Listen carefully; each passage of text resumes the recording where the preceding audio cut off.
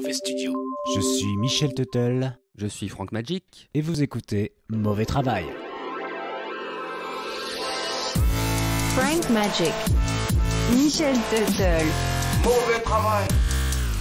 Frank Magic. Michel Tuttle. Oh la vache, ça éclabousse. Encore plus d'abandon.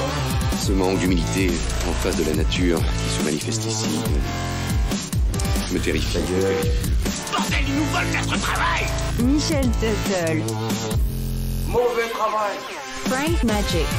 Le sort de la terre va dépendre de vous. Pardon. Bonjour à toutes, bonjour à tous et bienvenue dans Mauvais Travail épisode numéro 2. Je ne suis pas seul puisque je suis avec l'excellent, l'unique, le stagiaire autoproclamé numéro 1, Franck Magic. Comment vas-tu, Francky ? Ça va impeccablement bien, Michel. Je suis ravi de te retrouver pour cet épisode 2. Oui, enfin numéro 2. Alors juste avant de te redonner la parole, je voulais déjà remercier nos mauvais auditeurs et je lance une bouteille à la mer puisqu'apparemment on a été écouté en France. Bon là on n'est pas très surpris. On a également été écouté au Brésil. Bon là encore on connaît nos amis brésiliens, mais on a également été écouté au Canada, aux États-Unis et même en Thaïlande. Alors si vous en étiez, manifestez-vous, on veut savoir qui vous êtes. Allez Francky, je te repasse le micro, mais avant, si t'as des petits coucous à faire, voilà, et puis après tu nous balances le mauvais sommaire. Eh ben, je vais faire un petit coucou aux écoutes de Gauthier qui nous a retweeté. C'était la première personne à faire notre promo car nous n'avons pas encore de budget promotion. Merci Gauthier. Alors, on enchaîne sur le sommaire. Eh bien Michel, on va commencer par les mauvais travailleurs du mois. Ensuite, ce sera la dernière production musicale sortie de Mauvais Studio. Et on va attaquer le mauvais dossier du mois, les animaux bizarres. Bizarre. Des animaux à la constitution étrange, au comportement saugrenu, des animaux dotés de redoutables aptitudes de survie ou d'attaque. Michel et moi-même avons chacun préparé notre bestiaire de créatures qui, nous l'espérons, vont vous surprendre. On va d'abord confronter deux premières bestioles, ce sera le premier duel d'animaux incroyables, puis nous allons jouer à un jeu que j'ai préparé, un jeu pile poil dans le sujet des bizarreries animalières. Et tu ne seras pas tout seul pour répondre, mon petit Michel, il y aura un deuxième participant, notre ami Jean-Claude Tannen. Oh, Jean-Claude Tannen. Et oui, il sera là. On enchaînera avec un deuxième duel d'animaux étranges. Ensuite, je vais vous raconter un stage qui m'a marqué à vie dans ma séquence Franck Magic stagiaire. Ok. Après ça, on retrouvera Jean-Claude Tannen qui nous a préparé une rubrique. C'est la surprise, on ne sait pas ce que Non, c'est. pas du tout. Et puis, on enchaînera sur le troisième et dernier duel d'animaux chelous. Inclassable. Et comme je t'aurais mis en PLS avec mes créatures flamboyantes, tu vas Pas pouvoir... sûr. On verra bien. Tu vas pouvoir souffler un petit peu en écoutant le mauvais témoin du mois, Bertrand Porter, qui va nous emmener aux États-Unis dans les Smoky Mountains. Oh. Et pour finir, tu nous as dégoté un nouvel épisode du podcast des enfants avec Prunax et Clunax, c'est ça ? Oui, tout à mais, fait. mais j'ai l'impression que tu vas nous en passer un tous les mois en fait. Écoute, malheureusement, ouais, tant que j'aurai pas trouvé qui sont ces personnages, quelles sont leurs motivations, moi je vais continuer, je vais les coller, je vais les suivre. D'accord, tu fais bien. C'est pour les enfants qu'on fait ça. Tout à fait. Merci pour ce sommaire et avant de commencer, je vais comme dans le premier épisode vous parler de mes mauvais travailleurs du mois. T'en auras aussi ou quoi mon petit Francky ? Ah oui, j'en ai deux. Des petits, ok super. Écoute, le premier est un individu dépourvu d'empathie et qui, comme l'école en août, n'a aucune classe. Celle-là je l'ai piqué à Turk dans Scrubs, pour ceux qui savent. Il s'agit d'un habitant de la commune de Mannedorf, près de Zurich, qui a porté plainte contre l'hôpital voisin, estimant que les accouchements constituaient une nuisance sonore. Résultat, il a eu gain de cause et l'hôpital n'ouvrira plus ses fenêtres. Comme ça, il n'entendra plus crier ces femmes qui hurlent en accouchant. J'ai une autre, Oui. moi j'ai une autre solution, c'est empêcher tout simplement les Dis-moi. bébés de sortir. Ouais, c'est un peu plus radical. Qui restent à l'intérieur et voilà, ça gênera personne. Ouais, je sais pas si c'est une bonne solution. Mais en tout cas, est-ce que tu valides ce mauvais travailleur, Francky ?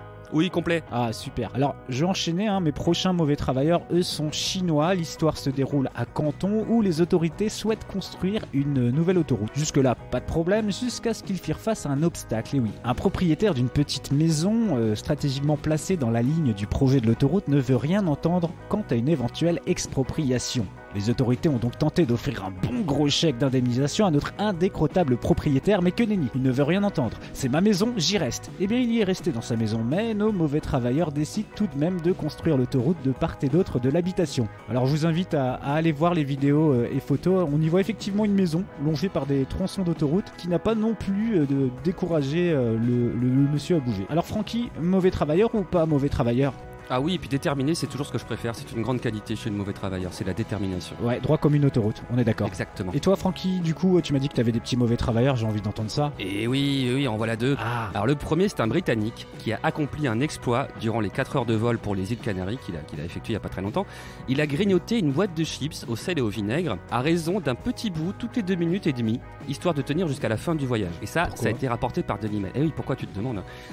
Sur son compte Facebook, l'homme a expliqué... Attends, parce que tu grignotes des chips dans un avion, ça a rien de mauvais travailleur, ça. Et non, et pourtant il en a parlé sur son compte Facebook. Il a expliqué que avant de prendre l'avion, il a regardé le nombre de chips dans un tube de Pringles. Ensuite, il l'a divisé par le temps de vol pour savoir à quel rythme il devait les grignoter. Ok. Pourquoi tout ça? Et pourquoi? Pourquoi? Eh ben pour pouvoir ne pas porter de masque pendant les 4 heures de vol. Astucieux, habile. À ceux qui ont critiqué son exploit, il a répondu: ceux qui me critiquent sont assis chez eux au Royaume-Uni sous la pluie, alors que nous prenons le soleil à Tenerife. Oh putain la vache. Arrogant, monsieur. Hein. Ouais. Arrogant. Et alors ensuite, voilà 2 mauvais travailleurs en un employé et son patron. À Lannion, dans les Côtes d'Armor, un jeune homme s'est rendu dans un salon de coiffure et s'est vu proposer une technique d'assouplissement des cheveux, technique dite à l'égyptienne, qui a consisté à appliquer un produit sur ses cheveux, puis approcher un briquet. Ce qui a donné au client 7 jours d'interruption temporaire de travail pour une brûlure au 2e degré au niveau du front. Mauvais travail. On ne sait pas comment a été formé l'employé qui n'avait aucun diplôme et qui n'était pas déclaré. On sait par contre que le patron du salon était mécano. Oh putain la vache, pardon, désolé pour la vulgarité. Donc voilà, dans un sens inverse, je citerai SCH qui dit t'es équipé mais t'es pas mécano. Et Pascal Burlot, le coiffeur et secrétaire adjoint de l'Union nationale des entreprises de coiffure, a voulu rappeler l'importance de se rendre dans des salons avec des coiffeurs diplômés. Et ouais, je le cite, la coiffure est un métier réglementé au même titre que pharmacien, notaire ou bien d'autres encore. On cautionne les propos de Monsieur Burlot et puis bah écoute, je valide ce mauvais travailleur parce que là c'est vraiment hardcore. Tout à fait. C'était super, hein, je pense qu'on a notre quota de mauvais travailleurs et on va pouvoir continuer. Mais avant, on tenait à vous présenter un artiste Mauvais Studio. Alors je ne sais pas s'il est prometteur, mais il a des choses à dire dans son rap conscient intitulé Putain j'en ai marre, extrait de son album Dis merci et ferme bien ta gueule mon fils. Il s'agit de MC-Vilité en featuring avec MC Boomer dans Mauvais Travail. Yo, MC-Vilité, MC Boomer, on est là. Putain, c'était mieux avant, non? Haha. Yo, l'album arrive. Écoute ça. Quand tu marches sur le trottoir et que t'arrêtes pas de zigzaguer pour m'empêcher de passer. Putain, j'en ai marre, putain que j'en ai marre. Ouais. Et quand tu t'arrêtes d'un coup au milieu de la chaussée juste pour t'extoter. Putain, j'en ai marre, putain que j'en ai marre. Yeah. Quand tu coupes la route avec ta trottinette alors que c'est à moi de passer. Putain, j'en ai marre, putain que j'en ai marre. Ouais. Quand je suis dans le métro que t'es au téléphone et que tu arrêtes pas de gueuler. Putain j'en ai marre, putain j'en ai marre. Et tes putains de tickets qu'est-ce que tu viens de jeter, tu crois que je vais les ramasser? Putain j'en ai marre, putain j'en ai marre. T'es au téléphone, tu regardes pas la caissière, j'ai envie de trancher ta putain de jugulaire. Putain j'en ai marre, putain j'en ai marre. Putain. Et tu fais chier le monde, tu crois que t'es tout seul. Et tu regardes pas où tu marches. Mais bordel, ferme ta gueule. Et tu fais chier le monde. Tu crois que t'es tout seul. Et tu regardes pas où tu marches. Mais bordel, ferme ta gueule. Avant c'était mieux, ouais, avant c'était mieux. Avant j'étais pas vieux, avant j'étais pas vieux.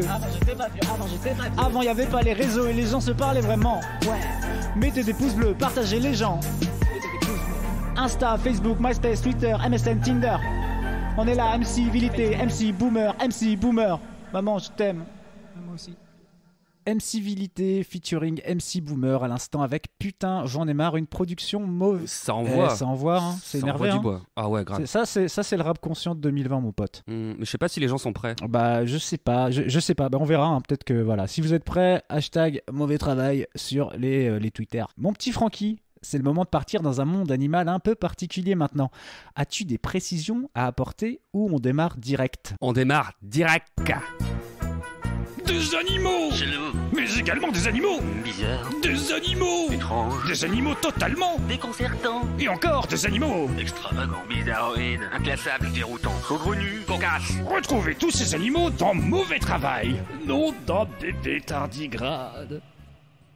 Les petits mauvais pour ce mauvais dossier du mois, comme je vous l'ai expliqué, on va vous présenter des animaux bizarres, étranges, chelous que nous avons sélectionnés, Michel et moi-même. Dans le secret de l'un et de l'autre, on ne sait pas quelle carte chacun va sortir. Et donc, nous allons faire un premier duel d'animaux bizarres, étranges, chelous. Et c'est moi qui vais attaquer, mon petit Michel. Eh ben, vas-y, attaque, on va voir ce que ça donne. J'attaque avec le ratel. Le ratel.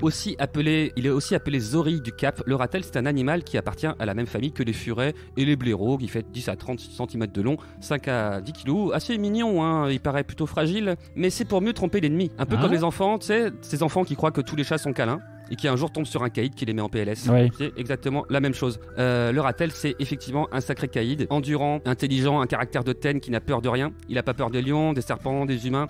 Jamais il ne faiblira, quitte à se battre jusqu'à la mort. Il fait partie des animaux les plus agressifs. Il est omnivore, mais niveau viande, il mange des insectes, des oiseaux, des grenouilles, des tortues, des serpents. Et les tortues, il peut leur péter la carapace avec ses dents, tellement elles sont tranchantes. Et tu vois, si un jour tu tombes dessus, si tu meurs pas par déchiquetage furieux, ce sera par maladie, parce que ses dents sont pleines de bactéries porteuses d'infections mortelles, donc t'es niqué. En plus, il a une peau épaisse de 6 mm autour du cou, donc même les dents d'un lion ou d'un serpent peuvent pas le croquer. Okay. C'est un animal qui est très persévérant au combat, et d'ailleurs il ne s'interdit pas certains combats que nous, humains, n'oserions pas, comme l'arrachage de testicules. Oui, non, il y a des trucs qui se font pas. Et voilà. Et le but de la manœuvre, en fait, c'est de laisser l'adversaire se vider de son sang et s'épuiser, et comme ça après, il a plus qu'à le choper quoi, il a achevé. Et tu me diras, moi mes testicules je les protège jusqu'à ma mort, il pourra pas les choper. Ouais, sauf que, avant ça, il va d'abord t'envoyer un parfum de fesses au nez très piquant qui va te désorienter, et là, dans ta confusion, il pourra te faire une ablation. En plus de ça, son prout fatal lui permet de marquer son territoire, et il lui sert à endormir les abeilles pour se servir dans leur ruche pendant qu'elles dorment. Voilà. C'est tout mon gars, donc là je sais pas c'est quoi ton animal chelou, je suis pas sûr qu'il va survivre. À toi Michel. J'avoue que c'est compliqué. Le mien je sais pas s'il a des narines, je sais pas si tu peux... Ah, il fait bien peur, j'avoue là ouais c'est... Comment il s'appelle ? Je suis un peu tremblant là. Alors il s'appelle la galère portugaise. Donc c'est pas le nom scientifique mais tu vas voir. Ok. Je vais contextualiser. Imaginez que vous vous baignez tranquillement. On va dire sur la côte espagnole. Allez, on a Ibiza, on est bien, et d'un coup vous voyez un genre de sac plastique gonflé au reflet violet. En vous rapprochant, vous avez plus l'impression d'apercevoir une méduse hors de l'eau. Alors, pour les plus téméraires, un conseil, ne la touchez pas, car il s'agit d'une créature appelée Physalia physalis, ou plus vulgairement galère portugaise.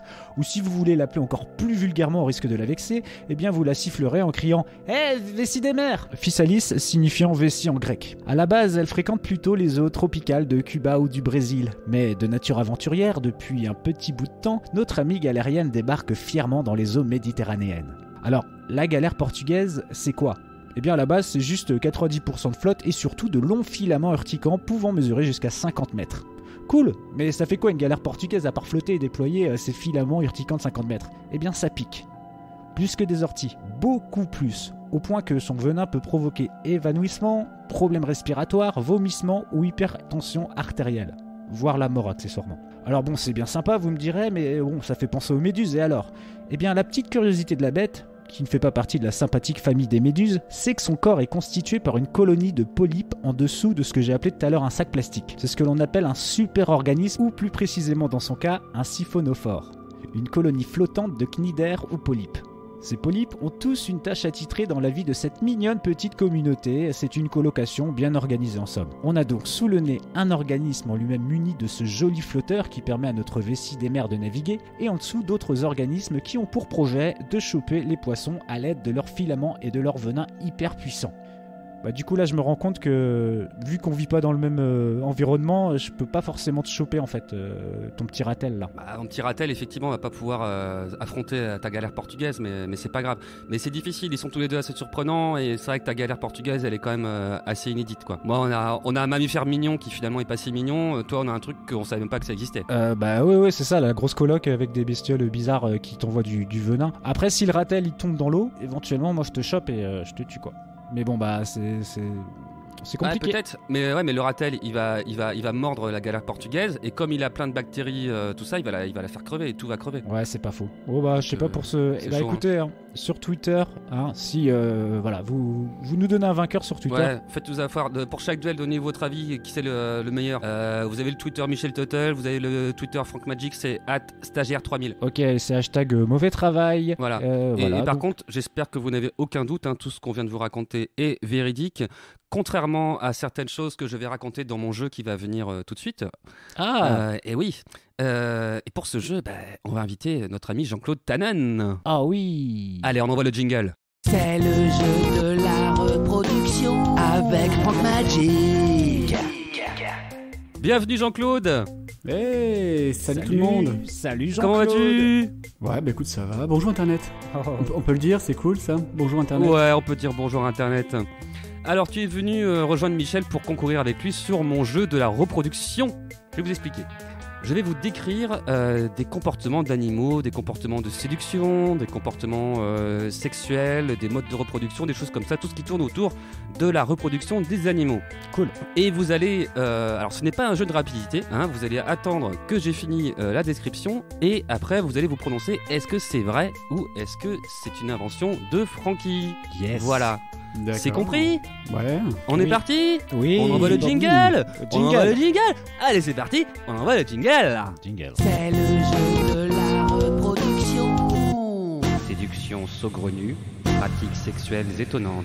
avec Frank Magic. Voilà. Alors, on va commencer avec un premier animal. Vous me dites, est-ce que c'est vrai? Est-ce que c'est faux? La limace banane est hermaphrodite comme toutes les limaces. Elle a un énorme pénis et son orifice génital se trouve sur le côté de sa tête. Donc, l'acte sexuel qui dure des heures se passe en position 69. Mais il arrive que le pénis reste coincé dans l'orifice génital. Dans ce cas, l'autre limace va ronger le pénis du partenaire jusqu'à l'arracher, ce qui du coup le force à faire un choix définitif et continuer sa vie sexuelle en tant que femelle. Vrai ou faux? Bah moi je trouve que c'est trop hardcore pour être faux. Je sais pas pourquoi. J'ai envie de dire que c'est vrai. Ouais, moi aussi je dis que c'est vrai. De toute façon, on sait qu'ils sont un peu chelous les limaces. Elles ont une vie sexuelle d'accord. bizarre. Ouais. Déjà, c'est moche ben, une vous- limace, non? Enfin, on est d'accord que. Ouais, mais on n'est pas là pour juger de la beauté. Ça reste un point de vue subjectif, Jean-Claude. Fais attention à ce que tu dis. Là. On va se prendre les SJW sur la gueule. C'est le deuxième épisode. S'il te plaît, fais gaffe, ok? Merci. Vous aviez raison, effectivement. C'était tout à fait vrai. Donc, un point, c'est ça? Oui, un point chacun. On sait tous que les disputes chez les bonobos sont très très rares. En effet, afin d'éviter tout conflit dans le groupe, dès qu'il y a une tension, les bonobos forniquent à tout va. Le nombre de participants et les combinaisons de sexe varient. Ce que l'on sait moins, pourtant la découverte date d'il y a plus de 10 ans, c'est que sitôt l'acte sexuel achevé, toute la communauté se réunit pour une sorte de débriefing. C'est-à-dire que le récit des ébats sexuels qui viennent d'avoir lieu est raconté, geste à l'appui, non pas par les protagonistes, mais par le doyen du groupe qui a assisté à la scène en tant qu'observateur. Ou qu'observatrice si c'est une doyenne. Vrai ou faux?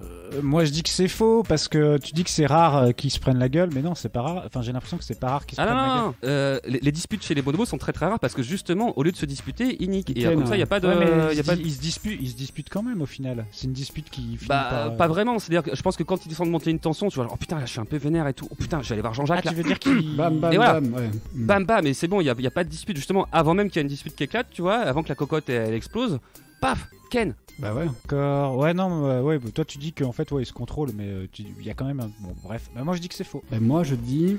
Attention, je vais diviser. Je dis que c'est vrai. Ouais, l'observateur, le debriefing, tout Ouais, ça. je le sens très. Ils sont très impliqués dans la communauté, tu vois. Ils sont là, ils baisent ensemble. D'accord. En fait, on est d'accord que bon, tu vois, je me dis, bon là, il faut un petit débrief en disant, ouais, bon, écoute, j'étais pas en forme aujourd'hui, tu vois. Donc, je sens bien le truc. Tu vois. Ouais. C'est marrant parce que tu m'as un peu agacé tout à l'heure et là, comme tel un bonobo, j'étais niqué. Ouais, bah oui. C'était Allez. faux. D'après- C'était faux. Il n'y a Peut-être pas ça va. de débrief Ah, chez les merde. bonobos. Non, non, ce sont des Waouh, conneries. waouh, waouh, waouh. C'est du Made in Frankie, ça. Et merde. On enchaîne avec l'Antechinus, un rongeur qui vit en Australie et qui est très sélectif quand il s'agit de reproduction.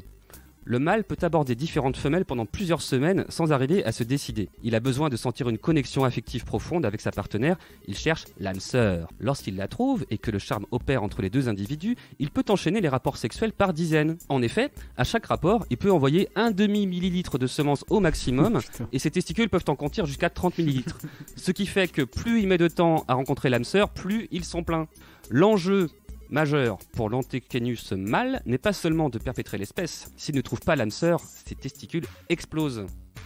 T'as pas dit vrai ou faux à la fin. Vrai J'insiste. ou faux? Pardon. Ouais, bah moi je dis que c'est vrai et en plus on dirait un petit peu ta vie. Oh, ouh, ça balance. Fais gaffe, ça balance. Yvette écoute. Hein. C'est un con en dessous du pénis. Ah bah oui. Bah, au niveau du scrotum, on peut le dire. Même. Moi je dis que c'est vrai, c'est vrai, c'est vrai. Donc, en fait, ta théorie, Michel, c'est que genre, il y a un animal qui peut avoir les couilles qui explosent, quoi, c'est ça? Et alors? Bah, à force de trop de cumul de trucs, tu sais, c'est comme n'importe quoi. Tu remplis trop un truc. Si je dis une connerie et qu'il gagne, je vais dire... Allez, décide-toi. je dis que c'est vrai. Tac. Eh bien, c'est faux. Ah putain, je savais. Merde, je Ce savais. qui est vrai, c'est qu'effectivement, le mâle peut s'accoupler avec plein de femelles pendant plusieurs semaines sans s'arrêter, etc. Et c'est vrai qu'il peut en mourir de tout ça parce qu'en fait, c'est plutôt d'épuisement parce qu'il tombe malade et il meurt de plein d'infections en fait parce qu'il est tellement allé à fond, il s'est pas protégé, il a pas, tu vois. Donc voilà. Donc non, c'était faux. J'ai extrapolé. Mais Bien c'est joué. quand je le sentais bien en fait, tu vois, je me disais mais des couilles qui explosent, c'est pas possible. Hein. Et, J'aurais dû suivre mon instinct quoi, mon instinct animal quelque part, tu vois. alors du coup, on est à combien? Bah c'est toujours. C'est qui a eu la bonne réponse tout à Moi, l'heure? C'était moi, toi. Hein. c'est moi, Ok, ouais. donc on est à 1 pour Michel. Non, Ensuite, il y a on va parler des. Non, c'est pas ça. Le premier c'était, on avait raison, on avait Non, non. c'est de... Bah du coup c'est ex aequo, tu vois, donc il y a pas de... Bon si tu veux oui, alors du coup Michel 2 et toi 1, comme ça t'as au moins un point, ça te fait plaisir. Voilà. Le kangourou mâle a un pénis qui se divise en deux, ce qui fait qu'il peut faire joujou avec 2 vagins. Donc on se dit d'accord, il essaie de s'arranger avec les femelles les plus acrobates de la bande pour les féconder toutes les deux simultanément. Je sais pas si vous visualisez, Oui. sauf que c'est pas si simple. La femelle kangourou, elle non plus, elle ne se contente pas d'un vagin, elle en a 3 pour 2 utérus. Alors je vous laisse faire le calcul. Lequel? Eh bien par exemple, combien de mâles peut-on mobiliser lors d'un rapport collectif pour féconder 2 femelles? Réponse 3. Comment les disposer? Réponse, c'est compliqué. Vrai ou faux? Je vais laisser Jean-Claude répondre. Vas-y, réponds, mon petit Bah, Jean-Claude. j'ai vu que ça a l'air compliqué, donc je pense que c'est vrai, parce que tu t'es embrouillé toi-même avec ta question, donc Je me suis embrouillé avec mon écriture. ouais. Ouais. Je pense que donc c'est vrai. Sinon, Bah, moi, je vais répondre. Pour moi, c'est vrai parce que je sais que les femelles kangourous ont 3 vagins, en fait. D'accord, tu savais déjà. Oui. Effectivement, vous avez raison les gars, c'est vrai. Eh oui. Eh bah voilà. voilà. Ok. Alors ensuite, un animal qui me rappelle un certain Rocco. Ma bite. Alors, ensuite, 5e. Imaginez madame et monsieur qui ont le projet de se reproduire. Madame est dans la chambre, monsieur aimerait la rejoindre, mais il veut pas rater le match. Pas de problème si monsieur avait été un gland de mer. Tout en restant assis sur le canapé, le pénis extensible de monsieur s'étendrait jusqu'à la chambre pour féconder madame. Le gland de mer, lui, il peut le faire. C'est un crustacé qui ressemble à un coquillage fixé sur les rochers, les moules, voire les baleines. Et pour se reproduire, il dispose d'un équipement impressionnant, un pénis extensible qui peut s'étendre plus de 40 fois la longueur de son corps, ce qui en fait le plus grand ratio corps-pénis du monde animal. Moi, je dirais que c'est vrai aussi. Alors, je sais pas si c'est pas sa langue, hein, tu vois. Je crois qu'il y avait pas un délire avec la langue. Alors, à moins que sa langue, ce soit sa bite. Donc, je sais pas. Et tu sais quoi? Je vais créer le truc encore. Ok, je dis que c'est faux. Oh. C'est bien dommage, parce que c'est vrai. Putain, je me suis défoncé. Voilà. Tout à fait vrai.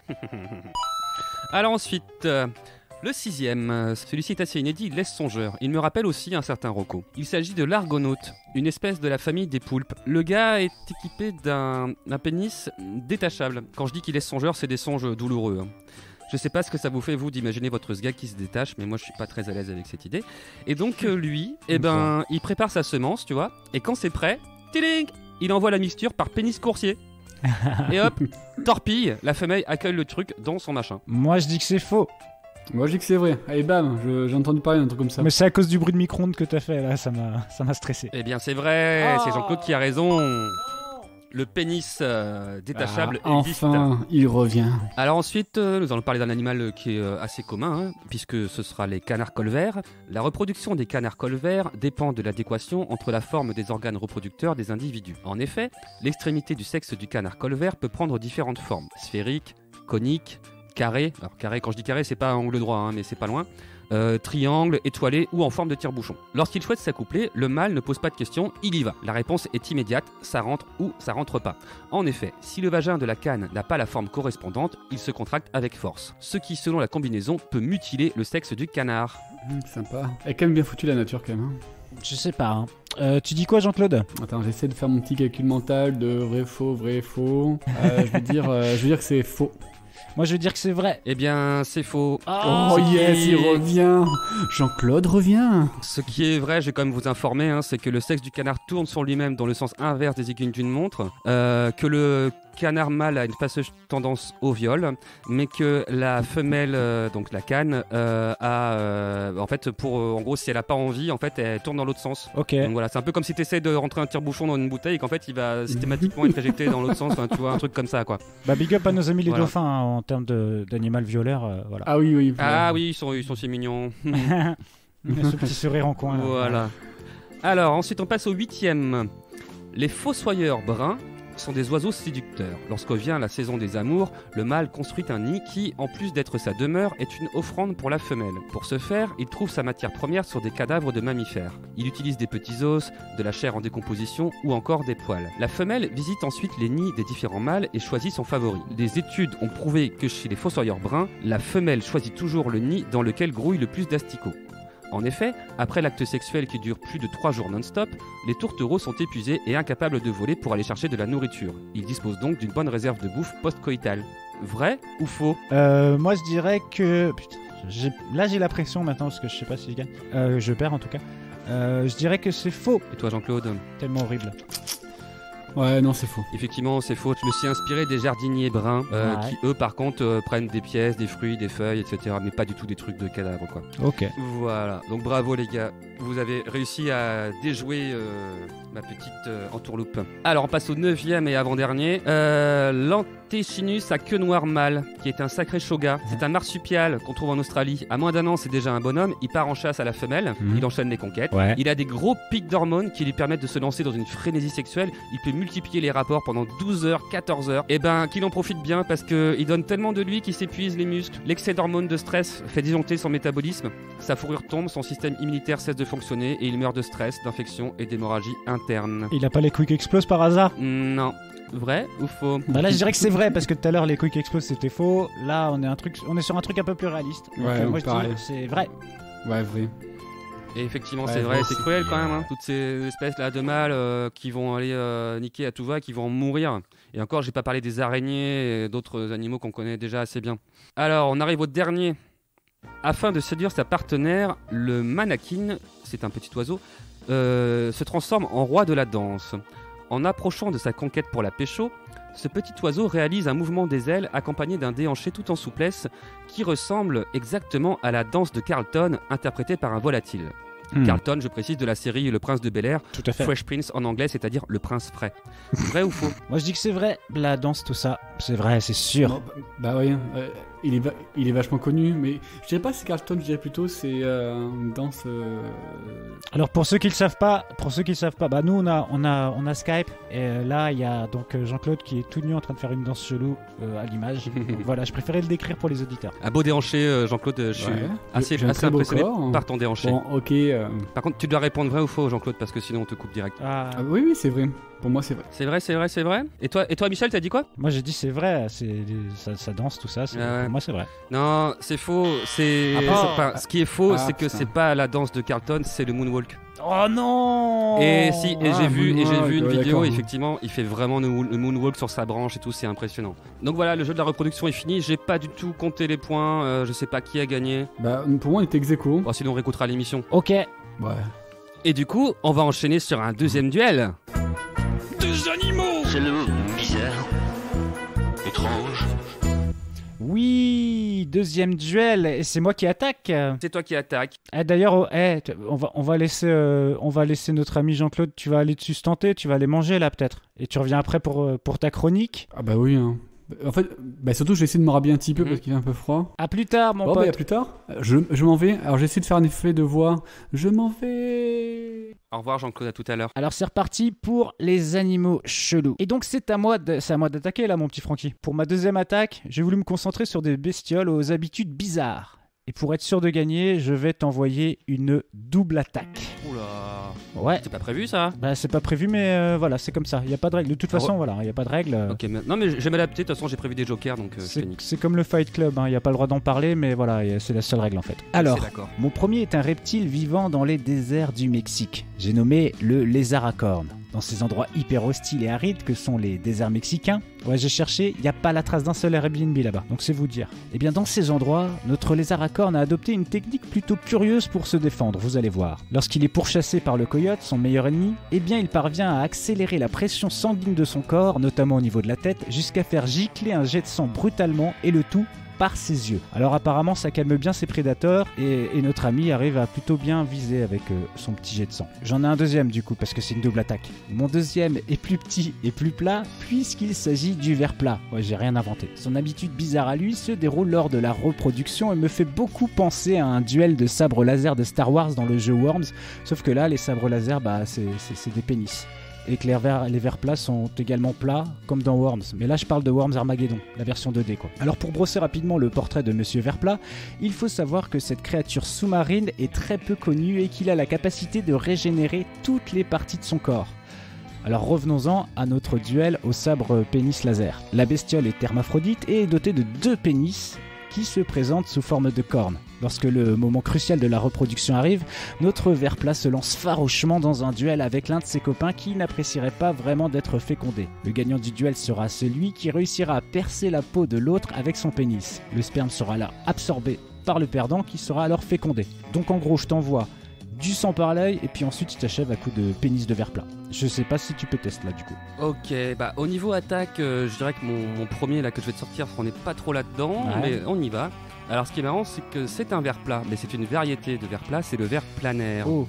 Qui a des capacités de régénération exceptionnelles. Il peut reconstituer son corps en 2 semaines après une blessure traumatique. Et quand tu le coupes en deux, la partie qui porte la tête, en fait, elle reforme la queue. Pendant que l'autre partie qui possède la queue régénère la tête. Wow. Mais encore mieux, si tu le coupes en plusieurs bouts, certains fragments n'ont ni queue ni tête, comme toi, mais ils peuvent quand même se reconstituer en se souvenant de quel côté ils étaient le plus près, donc ils régénèrent une tête et une queue conformément à l'orientation d'origine avant la découpe. Un petit fait scientifique, en 1898, Thomas Morgan, un célèbre généticien, avait découpé un ver planaire en 276 petits morceaux qui se sont tous régénérés. Ce qui est fou, c'est que tu auras beau lui couper la tête, quand tu repousses, il n'a pas perdu la mémoire.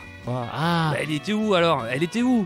Et alors du coup, si on prend l'expérience de Thomas Morgan, ça veut dire que 276 individus ont pris un nouveau départ dans la vie en partant d'une mémoire commune. Ça, je trouve ça assez incroyable. Ah ouais, c'est dingue. Mais il existe aussi une curiosité inédite chez ces vers. Il y en a eu un seul exemplaire.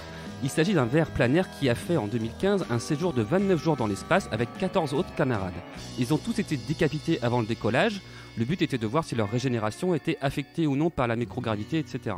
Alors je me suis renseigné, en fait le but aussi c'est de savoir si par exemple une femme enceinte pourrait avoir une bonne gestation dans l'espace ou pas. Et bien en fait les 15 vers ils se sont tous régénérés, mais l'un d'entre eux est revenu sur Terre avec 2 têtes, une à chaque extrémité, ce qui est du jamais vu après des années d'observation de milliers d'individus. Mais tu vas me dire, Franck, ce modèle n'est pas viable, comment il expulse ces déjections ? Bah oui Franck. Eh bien pas de souci. L'anus de cet animal n'est pas à l'extrémité opposée à sa tête, mais au milieu du corps. Alors par contre, le vrai problème avec ce spécimen, c'est qu'il y a un conflit entre les 2 têtes. Donc, parce que chacune veut prendre le contrôle, donc évidemment, voilà. Et cet animal, alors j'ai choisi pas comme toi, parce qu'il a une super attaque, etc., qui te nique ta mère et tout. Je l'ai choisi parce qu'il va changer le monde. Il va nous aider à accéder à l'immortalité. En effet, il est étudié par les chercheurs en médecine régénérative dans le but de pouvoir réparer, remplacer ou régénérer des cellules, des tissus ou des organes endommagés ou amputés chez l'homme. Oh, voilà. C'est violent. Et bah là, pour le coup, je parlais de Worms Armageddon, mais imagine si on pouvait faire des parties de Worms Armageddon avec ce genre de verre, ce serait incroyable. Et ça me fait penser aussi à un animal. Est-ce que tu connais Est-ce que tu connais le tardigrade ? Bien sûr que je connais le tardigrade. Enfin, c'est la preuve que la théorie de Darwin n'est pas viable. C'est vrai. Et d'ailleurs, j'ai une petite question là qui me vient, parce que t'es parti dans l'espace avec tes petits verres. Est-ce que tu n'aurais pas une histoire de stage C'est marrant que tu me dises ça, que je suis parti dans l'espace avec mes petits verres, parce que j'ai effectivement quelque chose qui s'y rapproche très fortement. Mais t'as essayé de me niquer là, mec. J'ai un deuxième animal à t'opposer, parce que tu m'as envoyé une double attaque. Moi, je t'envoie une double contre-attaque. Ok. Donc, ma deuxième contre-attaque, c'est la crevette menthe, qu'on appelle aussi la squille, qui ressemble à une crevette, mais qui en fait on n'est pas une. Alors déjà, niveau combat, elle envoie du lourd. C'est un des invertébrés les plus rapides du monde. Elle peut aller à 80 km/h. Et elle a un coup spécial qui te fait baisser ta barre de vie direct. Elle est équipée d'une sorte de marteau au bout de ses pattes avant. Elle s'en sert pour briser des coquilles, mais elle a déjà sévi sur des mains de plongeurs, des caissons d'appareils photo sous-marins et des vitres d'aquarium. Quand elle te frappe, tu ne vois même pas le mouvement. ça dure 1 millième de seconde. La force d'impact peut atteindre 1500 newtons, en gros celle d'une balle de fusil. Le coup est tellement rapide qu'il provoque des bulles de vapeur explosives, qu'on appelle phénomène de cavitation, et du coup ça bouillonne, il y a des éclairs dans l'eau, et l'implosion provoque une seconde onde de choc. Donc du coup, au cas où elle t'aurait raté, tu seras quand même impacté, donc t'es foutu. Mais il y a peu de chances qu'elle t'ait raté parce qu'elle a une des meilleures visions du règne animal, donc elle évalue très bien les distances. Ses yeux pivotent indépendamment l'un de l'autre, elle a une vision à 360 degrés. Chaque œil a 3 sections avec une pseudo-pupille indépendante chacune, du coup, avec un seul œil, elle voit très bien en 3 dimensions. Elle peut voir la lumière polarisée circulairement en la convertissant en polarisation linéaire, du coup elle peut communiquer avec ses semblables en produisant elle-même de la lumière polarisée. Je ne sais pas ce que ça veut dire, mais d'après Wikipédia, ça a l'air impressionnant. Et je ne sais pas à quoi ça lui sert non plus, mais elle peut détecter la lumière ultraviolette et la lumière fluorescente. Tu peux faire ça? Non? Bah voilà. Surtout, elle a une capacité à voir les couleurs qu'on ne peut pas imaginer. Il faut savoir que nous, humains, on a 3 photopigments pour voir les couleurs. Et c'est déjà beau, hein, tout ce qu'on peut voir. C'est vrai. Les chiens, ils ont 2 photopigments. Donc pour nous, c'est un peu des daltoniens, tu vois. Et ben ma crevette, dans chaque œil, elle a 12 photopigments. Donc pour elle, c'est nous les daltoniens. Donc du coup, nous, on est les chiens des crevettes multicolores, tu vois. Ouais, c'est vexant. Et pour finir, elle est très inspirante pour la technologie parce qu'elle a inspiré une caméra sous-marine avec un système de géolocalisation, ce qui est très compliqué dans l'eau. Elle a aussi inspiré l'armée. Les Russes ont adapté le principe de supercavitation à des torpilles, ce qui leur permet d'atteindre une vitesse de 370 km/h contre 190 km/h maximum pour une torpille traditionnelle. Ensuite, des chercheurs de l'Université de Californie ont reçu un financement d'un demi-million de dollars par l'armée américaine afin de s'inspirer de leur carapace, enfin de la carapace des marteaux de cette créature, pour trouver des nouveaux matériaux capables de jouer un rôle de protection balistique. Elle a inspiré la médecine aussi. En effet, les connaissances sur ses yeux ont servi à concevoir une caméra capable de détecter les cellules cancéreuses dans les biopsies. Les biopsies, c'est des petits prélèvements, examens médicaux. Et dernière chose, avec la substance qu'elle a dans les yeux, on pourrait faire une crème solaire super efficace et sans aucun effet nocif sur l'environnement. Oh, d'accord, voilà. Ok. Ouais. En plus, tu as abordé la notion de biomimétisme, en fait, c'est ça? Exactement, le mot, je ne l'ai pas lâché, mais c'est ça. Ok, super. Bon, en tout cas, là, je pense que nos mauvais auditeurs ont de quoi nous départager sur ce deuxième duel. On va passer à la rubrique Frank Magic stagiaire. Ah bah oui. Écoute, je vais te raconter un stage qui m'a marqué à vie, mon gars. Allez. C'est un truc que je t'ai jamais raconté. Tu sais pourquoi? Non. Bah, j'avais signé une clause de confidentialité, donc je pouvais rien dire à personne, même pas à ma mère. Mais j'ai vu dans le journal il y a 2 semaines, il y a eu un incendie dans les archives. Donc aujourd'hui, je vais pouvoir te raconter comment ma carrière de stagiaire m'a mené de la Terre à la Lune. Vous ne le cherchiez même pas. Et pourtant, il est là. Il est partout. Chaque branche professionnelle, il doit fouler. Le voici, le voilà pour vous, dans Mauvais Travail, Frankie stagiaire.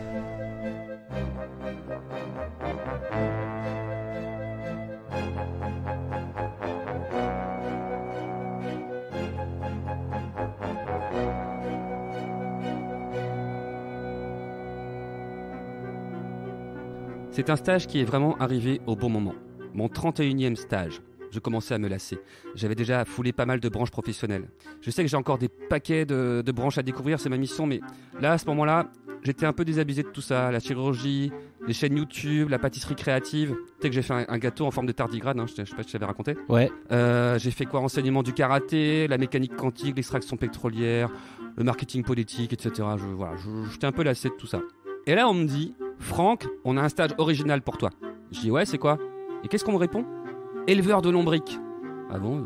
Au début, je trouvais ça original, hein, mais ça a duré 3 minutes, hein, parce qu'après, je me dis, bon, bah, tu vois, un ver de terre, ça n'a pas d'interaction avec toi, ça grouille, ça n'a pas de gueule. Et j'ai failli refuser, hein, parce que tu sais que je peux refuser les stages si je veux. Ouais. Et tu sais ce qui m'a convaincu d'accepter ce stage? Non. Bah, en fait, les gars, ils m'ont expliqué que mon tuteur de stage, ce serait un maître dans sa discipline, l'ultime professionnel de sa profession. Et ça a changé la donne. En fait, tu vois, jusqu'ici, j'avais toujours eu affaire avec des petits chefs. Et puis souvent des mecs qui savaient que je connaissais François, donc c'était pas très naturel, les rapports, c'était bizarre. Là, j'allais bosser avec une pointure, un sensei. Oh. Et ouais, un sensei des lombriques, mec. Francis, c'est un mec au top, il m'a tout appris. Alors, faut savoir que Francis était condamné par une maladie grave, ce genre de maladie qui prend son temps. Et il le savait, et heureusement, elle a assez pris son temps pour qu'il puisse me transmettre ses connaissances en lombriculture. Et puis surtout, on a été partie prenante d'une mission de ouf. Mais ça, quand j'ai rencontré Francis, je ne le savais pas encore. J'arrive justement à ma rencontre avec lui, 4h du matin. Je suis devant chez Francis Glomidop et sa ferme lombricole. Je sonne à l'interphone. Au bout de quelques minutes, j'entends sa voix qui me dit « Retrouve t'envoie au fond du jardin, dans la serre. Ok, donc je pousse le portail, je traverse le jardin qui est plein de végétation luxuriante, des fleurs aux couleurs pétantes, des courgettes qu'on aurait dit des obus. J'aperçois la serre et au fur et à mesure que je m'approche, il y a cette musique qui monte. Une musique de cirque. Je frappe à la porte. Ouais. Bonjour, je suis Frank Magic, stagiaire. Je peux rentrer ? Entre, mais fais attention où tu marches. Je pousse la porte. Il fait très sombre, il y a des plantes partout, sur les murs, les plafonds. Il y a de la lumière au fond, je vois la silhouette de Francis qui s'agite. Et là... Merde, putain, j'ai marché sur un verre. Ok, j'ai compris, monsieur, je vais faire gaffe. Fais gaffe, merde. Ouais, la lumière est tamisée, on voit pas grand-chose, hein. Bah ouais, les vers de terre, ils aiment pas trop la lumière. Surtout quand ils sont sur scène. Sur scène, comment ça ? Et là, il a éteint la musique. Couché, bloblo. Sous terre, allez. Viens, approche, stagiaire. Comment tu t'appelles déjà ? Frank Magic. Frank. Je viens à lui. Il est penché au-dessus d'une sorte de gros aquarium plein de terre humide. Je ne vois que ses cheveux, gris, au reflet verdâtre, avec une coupe au bol.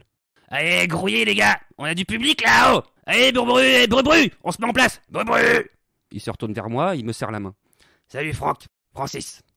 Bienvenue. Chut, ne dis rien et regarde. Ok. Et là, il a envoyé la musique. Comment te raconter ce que j'ai vu, Michel ? Bah allez, il faut que je me lance. Allez, on y va, je te raconte. Vas-y. J'ai vu des lombrics, mon gars, en train de faire des trucs incroyables. Je les ai vus faire des triples saltos arrière, traverser des cercles de feu. Je les ai vus aussi se balancer de liane en liane, comme Tarzan. Sauf que les lianes, c'était des lombrics. Oh mon Dieu. Et ils se suivaient, comme des marines à l'entraînement, et ils étaient pleins. Oh. Et puis je les ai vus exécuter une chorégraphie à 4, parfaitement synchronisée sur le morceau Rivers of Babylon. Ce spectacle, c'était un peu Fantasia avec des lombrics. Je les ai vus faire des dessins à base de lombrics. Tu vois, à 10, 15, 30, 100 lombrics, tous disposés pour dessiner différentes choses de plus en plus complexes. Ils m'ont fait le logo de Mercedes, un canard, un champ de tulipes, un portrait de Philippe Bouvard et, pour finir, clou du spectacle, ils m'ont fait Guernica. Oh. Je les ai vus se mêler par dizaines dans un grand ensemble mouvant, formant un mouvement perpétuel, une spirale hypnotique. Une spirale qui a absorbé mon attention et qui m'a plongé dans un sommeil profond.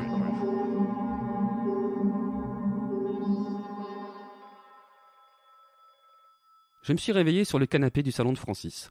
3h de l'après-midi, ma journée était finie. Je me rappelais parfaitement de ce que j'avais vu, c'était trop précis dans ma tête pour que ce soit un rêve. Mais j'avais quand même un petit doute parce que j'avais fait un stage en psychanalyse freudienne, et même si je m'en suis toujours pas remis de ce stage, j'ai quand même retenu un truc, c'est que les rêves, ça peut te jouer des tours. Et là, je me rends compte que le téléphone sonne depuis un moment, et Francis débarque dans le salon, il décroche. Allô ? Ah bon ? Mais alors, mais le stagiaire, il vient avec nous ? C'est d'accord. Il a l'air vaillant, ce Frank Magic, ce sera un atout dans l'équipe. Michel, je te le donne, Émile. Francis était en communication avec la NASA, qui lui annonçait son départ pour un voyage sur la Lune dans un mois. Non. Et je crois que tu as compris, il y avait une place pour Frankie. Oh, non, c'est pas possible. Et ouais. J'y crois absolument pas. Là, je vais te parler d'un truc que je pense que tu t'en es jamais douté. L'OTAN est associée à la NASA dans un projet de colonisation de la Lune. La NASA a réussi à créer des lombrics génétiquement modifiés qui peuvent survivre dans l'atmosphère lunaire. Son projet est d'implanter ces vers par milliards, chargés de creuser des galeries sous la terre de la Lune. Enfin, ça, je sais toujours pas si ça se dit, c'est un débat qu'on a vu avec Francis. Quand tu es sur la Lune, le sol sous toi, c'est de la Lune, ou on peut dire que c'est de la Terre ? Ou de la Terre de la Lune, est-ce qu'on peut le dire ça ? Je pense qu'on peut dire que c'est de la Lune en fait. Je sais pas. Ouais, et les vers dans cette histoire, les vers, c'est des vers de Lune ou des vers de Terre de Lune ? C'est compliqué. Bon, tout ça c'est sémantique, hein, c'est pas très important, mais je me suis quand même posé des questions. Ouais, bon. Le but de cette mission, préparer le terrain, travailler les sols pour qu'on puisse y faire pousser une fleur lunaire. Première étape avant d'envisager qu'on vive sur la Lune, évidemment. Avant que l'homme puisse vivre sur la Lune, il faudra déjà qu'il y ait des plantes, etc. Vrai. Donc voilà, c'est quand même un gros projet. Francis Glomidop étant le meilleur de sa discipline, ils l'ont engagé sur le projet. Ça faisait déjà 8 ans qu'il était dessus, et moi je suis arrivé au bon moment. La NASA, l'OTAN, le gouvernement, tous, ils savaient tous que Francis était condamné par la maladie. Et c'est pour ça qu'ils ont fait en sorte que moi, je sois son stagiaire de fin de vie, pour que quelqu'un puisse transmettre son savoir, et le mettre à profit dans le projet Bleu Gruyère. Ils savaient que j'allais tout détailler dans mon rapport de stage, lequel serait directement transmis à l'Elysée, pour ensuite être confié à des lombriculteurs de talent qui vont poursuivre son travail. Bon, d'ailleurs, j'ai pas eu de nouvelles du projet depuis, mais en fait, j'en ai pas demandé tellement parce que sans Francis, en fait, ça me fait plus du tout vibrer, quoi. Donc, on peut rien foutre. Bon, j'avais pas compris tout de suite, mais en fait, quand je l'ai rencontré, il était juste de passage dans sa ferme. Le lendemain, on décollait pour rejoindre son espace de travail à la NASA où il bossait depuis 8 ans. Pendant un mois, donc là-bas, à la NASA, Francis m'a appris tout ce qu'il pouvait. Il le faisait avec le cœur. On travaillait avec des lombrics génétiquement modifiés plus robustes et compacts que ceux qu'on connaît. Ils ont une peau très claire avec des reflets violets. Et puis on a été envoyé dans l'espace avec un mec qui s'appelait Jeffrey, un américain très très ennuyeux, pas spécialement gentil, tu vois, le mec t'as tout le temps l'impression de le déranger. Bon, peut-être qu'il était un peu jaloux parce qu'en fait c'était le seul qui devait rester dans la navette pendant que nous on allait répandre un bon million de lombrics OGM sur le sol de la Lune. Et on voulait peut-être un petit peu. On lui a pas trop parlé pendant le voyage, on l'a un peu laissé de côté, et puis faut dire que Francis avait amené du rhum, donc on préférait quand même faire l'apéro discrètement. Il avait réussi à emmener un petit tonneau de quelques litres. Du coup, quand on a débarqué sur la Lune, bah en fait je me souviens pas très bien de ce moment là quand j'ai atterri. Après j'ai vu la vidéo, j'ai quand même réussi à faire un petit moonwalk. Non. Oh. Ah, donc on a fait le job, on a répandu des lombrics sur la Lune, ça grouillait sur une surface de 30 mètres carrés. On s'est bien éclaté, complètement bourré avec la gravité, à essayer de rebondir sur la tête, etc. Mais à un moment donné, on a entendu la voix de Jeffrey dans le casque. Les gars, il faut rentrer, on va plus avoir assez d'oxygène pour retourner sur Terre. Eh, t'as raison mec, alors économise-toi et ferme ta gueule. Ouais mais Francis, là faut quand même qu'on puisse rentrer à la maison là, non? Quand je lui ai dit ça, il a souri. J'ai vu le reflet de la Terre dans ses yeux, et j'ai compris. Francis n'avait pas du tout l'intention de faire le voyage retour. Écoute, on s'amuse encore un petit peu ici, toi et moi. Après, tu rentres dans le vaisseau et tu me laisses avec mes lombrics. Ma place est avec eux. Je les ai vus naître, je les ai vus grandir, je vais les voir mourir. C'est surtout eux qui vont devoir mourir, hein, gars. Hein. Bon, je lui ai dit, écoute, ok Francis, merci pour tout ce que tu m'as appris. Un grand plaisir. Si tous les stagiaires étaient comme toi, le monde s'en porterait tellement mieux. J'ai voulu le prendre dans mes bras, mais on s'est cogné. Et là, du coup, il y a une fissure sur ma vitre, donc j'ai eu très très peur et j'ai direct filé vers la navette. Mais juste avant que je parte, il m'a dit... Une dernière chose, Franck. Quand tu vas décoller, tu laisses Jeffrey piloter. De toute façon, tout est programmé, il fait semblant de servir à un truc. Toi, Francky, tu vas regarder par le hublot. J'ai un spectacle pour toi. Ok, cool Francis, merci pour tout. Les gars, c'est mon dernier show. On va lui en mettre plein les yeux. Bon là, j'embarque. Jeffrey appuie sur un bouton et on décolle. Et je regarde par le hublot. Francis me regarde, debout au milieu de cette étendue de verre de lune. Il forme un cœur avec ses bras. Il se laisse tomber en arrière comme un slam sur un million de verres. Il le recouvre pour l'ensevelir et ils se mettent à grouiller de manière organisée. Il dessine quelque chose, une immense œuvre collective sur le sol de la lune. Un cadre carré se forme, puis des personnages. Enfin, l'image se précise. C'est la pochette du maxi « La machine à danser » de la compagnie créole, la chanson préférée de Francis. Sur le retour, je suis chamboulé. À la fois triste que Francis ne soit plus là, et heureux pour lui qu'il ait fini comme il voulait. J'aurais préféré qu'on laisse Jeffrey sur la lune. On serait rentré à la maison avec Francis, on aurait fini le tonneau. Mais au lieu de ça, Jeffrey me prend la tête pendant des plombes par rapport à ce qui s'est passé.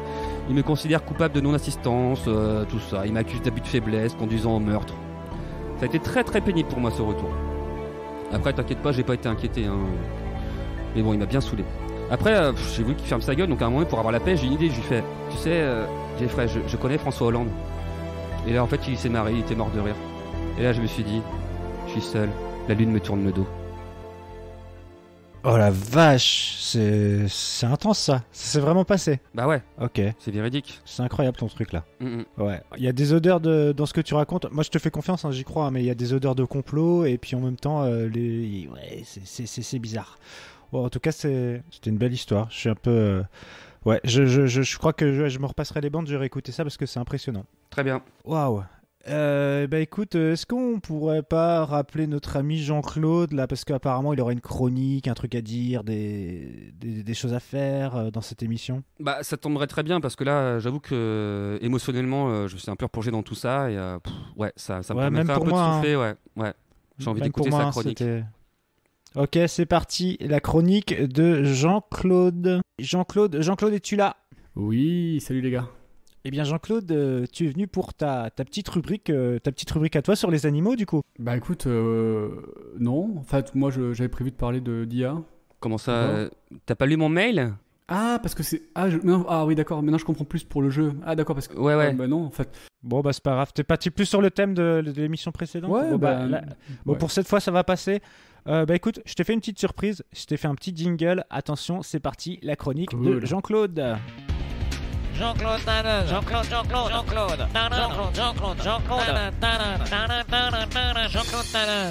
chronique de Jean-Claude Tannen dans Mauvais Travail. Ouais, maintenant, c'est maintenant.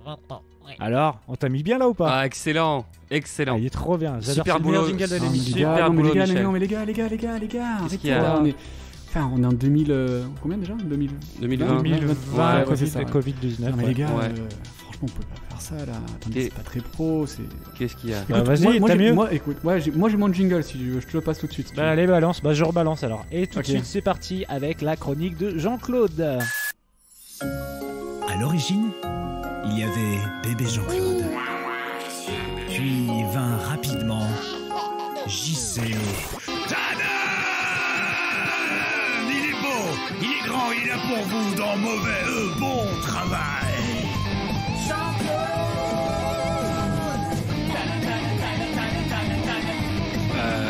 Je préfère Monsieur Jean-Claude. J'insiste, hein, Monsieur Jean-Claude Tannen. Ça coûte cher quand même le studio là, non? Ouais, c'est moi. Ouais, bon, Et- j'avoue. Ouais, Et franchement, c'est pas fat. Ouais, Franchement, mais tu t'es fait plaisir. comme Bah, dirait c'est- quelqu'un, j'ai dépensé sans compter, quoi. Bam, bam, bam. Oh, bah t'as mis de l'argent là, dis donc là-dedans. Ouais, tu t'es payé une séance de studio professionnel et tout là.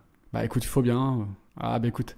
Bon, alors de quoi vas-tu nous parler alors, mon petit Alors, Jean-Claude? comme je disais tout à l'heure, je vais vous parler d'intelligence artificielle. Ok, allez, c'est parti. Ah, ok. Bon. Alors justement, mon intro c'était ça, c'était savoir si vous connaissiez Sophia et tout ça, mais on s'en fout. On va passer directement à l'histoire. Je vais faire très très simple. La définition de l'intelligence artificielle, c'est en gros, ça consiste à mettre en œuvre un certain nombre de techniques visant à permettre aux machines d'imiter une forme d'intelligence artificielle. Enfin, de réel plutôt. Donc ok, là jusqu'à maintenant, vous me comprenez, vous me dites Oui. ok, super, tout le monde sait Ok, ça, super. hyper la pertinence. Souvent, on a une image un peu négative. On pense à Terminator, on pense à Matrix, on pense à HAL 9000 en 2001.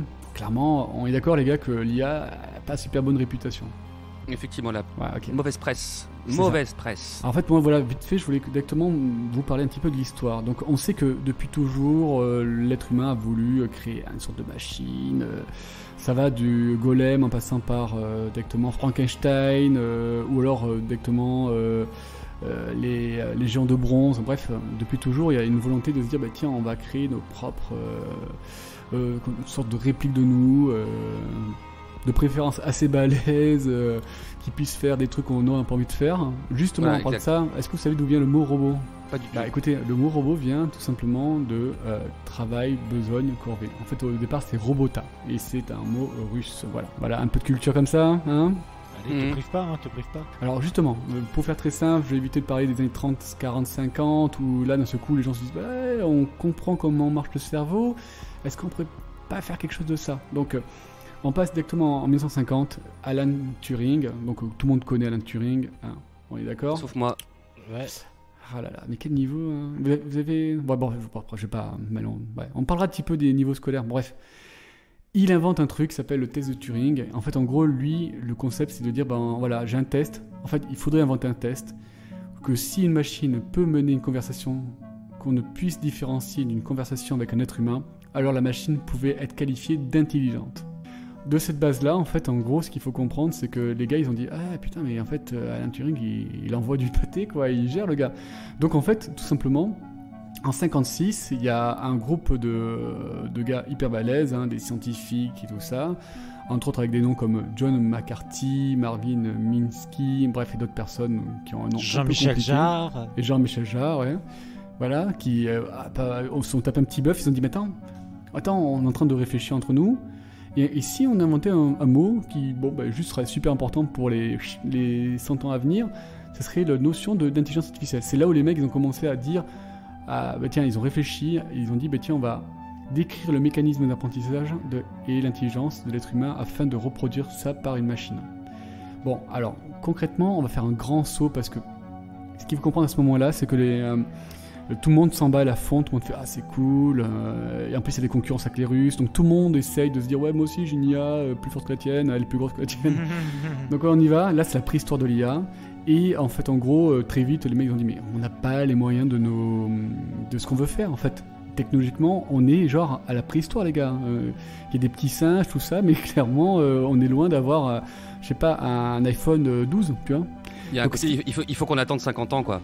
Bah c'est ça. Donc là, en fait, ce qui se passe, c'est qu'il y a une sorte de ce qu'on appelle, il s'arrive à 2 reprises j'adore le terme, l'hiver de l'IA. Donc en gros, les mecs, ils ont juste plus de budget. Hein. On dit, calmez-vous, vous rentrez dans vos laboratoires et vous fermez vos gueules. Hein. On est d'accord. Hein. Donc en fait, ce qui se passe, c'est surtout, et c'est là qu'on se penche dessus, c'est dans les années 90, les années 90, où là, d'un seul coup, avec l'arrivée de la technologie de ouf, où, rappelez-vous, on a des ordinateurs de bâtards, à ce moment-là, c'est la folie, c'est l'arrivée de la big data, l'arrivée d'Internet, et c'est là où, en fait, compte l'avancée exponentielle des ressources de calcul permet, en fin de compte, de l'IA d'être à l'image de ce qu'on a aujourd'hui. Voilà. Précisément en 97, les gars. En 97, ça vous évoque quoi? Je sais pas. La Coupe du Monde 98. Alors, c'est un an avant, et justement, en pensant, il y a un mec... Merde. Et ouais, il y a un mec qui s'appelle Gary Kasparov qui se fait défoncer par Deep Blue. Ah, je m'en Et souviens exact. Ouais, vous vous rappelez? Donc en gros, c'est Il là a que... défoncé aux échecs, direct. C'est ça, direct, game over, le gars est rentré chez lui, il a pleuré sa mère, quoi. Et c'est la première fois qu'en fin de compte, un ordinateur dépasse les capacités humaines. Alors là, très vite, tout le monde s'emballe, tu fais « Oh là là, mais c'est la folie, qu'est-ce qu'on va faire ?» Et donc en fait, très rapidement, les années 2000 arrivent, 2010... Et en fait, en gros, il y a des concepts qui se mettent en place, le machine learning. Donc, je pense que vous avez compris, pour les plus anglophones d'entre nous, machine learning. Machine apprenante. Apprenante, ouais. Donc, en gros, c'est une machine qui, en fait, en gros, tout simplement apprend. Mais après, arrive le deep learning. Alors, vous allez dire, ah, mais c'est quoi le deep learning, Jacques-Claude? C'est quoi le deep learning, Et moi, je vais dire, en fait, le deep learning, tout simplement... Ça s'appuie sur un réseau de neurones artificiels. Donc là, on va très loin, les gars. S'inspirant du cerveau humain. Comme je vous disais au début du siècle, tout le monde a dit, mais autant le cerveau humain, c'est des neurones. Et juste, excusez-moi, tout ça, c'est de la programmation. Hein. On est d'accord, c'est que des algorithmes et des trucs comme ça, quoi. Ah ouais, c'est ça. En fait, le concept, c'était des réseaux qui composent de dizaines, voire de centaines de couches de neurones, donc artificielles, chacune recevant et interprétant des informations de la couche précédente. En gros, le système apprendra par exemple à connaître des lettres avant de s'attaquer aux mots dans un texte, ou il détermine s'il y a un visage sur une photo avant de découvrir de quelle personne il s'agit. Donc en gros, c'est le cerveau de l'humain, là, deep learning, c'est le summum de ce qu'on peut faire. Un peu comme quand tu as une image sur Facebook, avant de voir l'image, il te dit il y a peut-être une personne qui monte son cul, un couteau suisse et puis une boîte de chocolat. C'est ça. Alors, en gros, ils vont analyser une certaine forme et des trucs qui vont agrémenter dans l'IA, et l'IA il va dire ok, donc s'il y a un truc qui forme une forme de pénis ou de téton, hop, on coupe tout de suite. Ah ouais, c'est pile le thème de la première émission, c'est excellent. Ouais, c'est con, hein. Ouais. Il faudra peut-être m'en mettre la prochaine fois au premier niveau, non, hein, je sais pas. Dommage que tu sois en décalage. Après, je pense qu'il va parler. Mail, hein. Dans la prochaine, il va parler d'animaux, ça va être cool. Écoute, au moins quelque part, ça vous obligera à m'inviter plus souvent, hein. Ok. À réfléchir. Alors justement. Pour clôturer, j'ai envie de parler de trucs un peu fun parce que bon là, on se dit ok, c'est fou, waouh, Jean-Claude, tu sais tellement de choses, fais-nous l'amour. Bon bref, on va se calmer. Hein. Donc à ce moment-là, j'aimerais parler de qu'est-ce que c'est que le deep. Alors justement, vous avez vu, tout le monde dit deep, c'est le mot à la mode. Donc Deep Impact pour certains qui auraient la référence, ou Johnny Depp. Hein. Ouais. Peut-être que Johnny Depp, c'est pas le vrai Johnny Depp, mais c'est Johnny Depp. Mais est-ce que vous connaissez aussi Deep Beat? Alors ça, c'est un petit indice. Beat. Pensez à... Beat the Bull. Beat the Bull. Film porno. Hein. Ah voilà. C'est ce que je dis, Beat the Bull. La génération YZ, là, c'est terrible.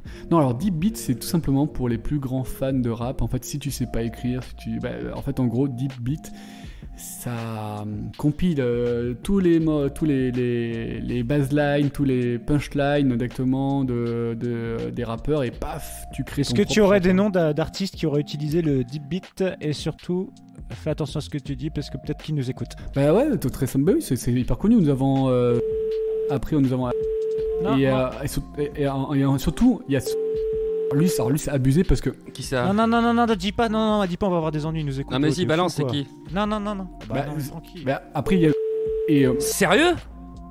Bah oui, ouais, alors lui aussi. Bah oui. Booba. Bon, celui-là il passait à travers les mailles du filet, il faut croire. Je suis choqué. Donc juste pour vous dire, pour finir, écoutez ce morceau là.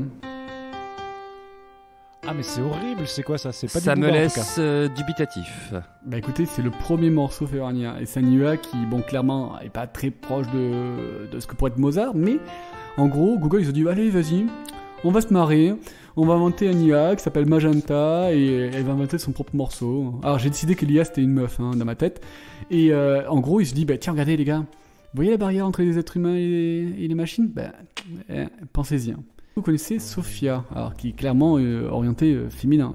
Je ne connais pas du tout. Alors Sophia, les gars, tout simplement, c'est la première IA qui ressemble à une meuf, qui est soi-disant inspirée d'Audrey Hepburn, mais je vous dis les gars, quand vous voyez le gars qu'elle a, tu dis putain, Audrey Hepburn, elle a morflé quoi, mais vénère.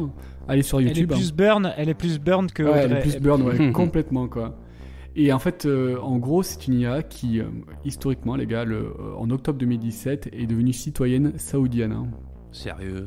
Waouh. Juste ça, quoi. Genre, les gars, ils ont dit, ok, bah vas-y, tu es saoudienne, c'est cool.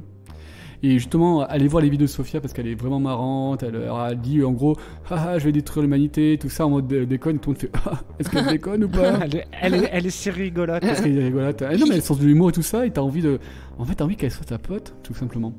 Par contre, on parle de choses un peu badantes, et je vais finir là-dessus parce que c'est tellement plus sympa de finir sur un truc badant. Quand on dit à Sophia, as-tu peur de la mort ? Vous savez ce qu'elle répond ? Alors, suspense. Elle dit tout simplement, je ne veux pas que l'on m'éteigne et que l'on ne me rallume jamais. Bonne nuit les garçons. C'est violent. Et tu parles là-dessus. Elle a une volonté, la meuf, quoi. Mais non, les gars, je vais être cool, je vais pas finir là-dessus. Je vais donner 3 petits films qui sont un peu pas trop connus, vite fait. Encore une fois, c'est pas Terminator, c'est pas 2001. Alors, 3 films, un film d'amour, un film de thriller et un film d'action. Alors, le premier, c'est Her, qui est juste une petite pépite en mode genre, oh putain, l'amour c'est trop beau. Est-ce qu'on devrait être vraiment amoureux tout court avec des vrais gens ? Ex Machina, qui est en mode un thriller un peu cool, une bonne ambiance, vraiment, si vous aimez bien la science-fiction, c'est le bon petit film, quoi. Et Upgrade, qui est un petit film d'action vraiment cool, sur une IA bien vénère, et avec une fin assez cool, hein, je dis pas plus, voilà.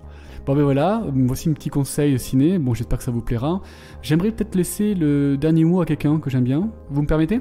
Vas-y, au revoir. Dis Siri, dis au revoir. Ouais. Comme quoi, l'intelligence artificielle, ça marche bien. Attends. Chou blanc. Dis Siri, dis que tu m'aimes. Bonaldi.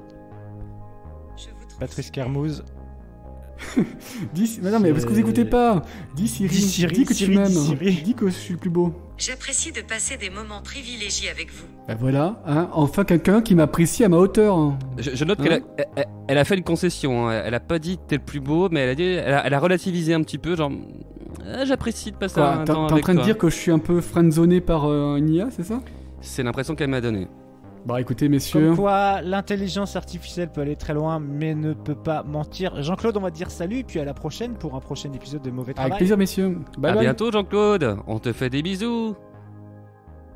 Et voilà, après cette chronique sympathique de l'ami Jean-Claude Tannen, eh bien, nous allons enchaîner avec le 3e et dernier duel. Des animaux. C'est le mot bizarre, étrange.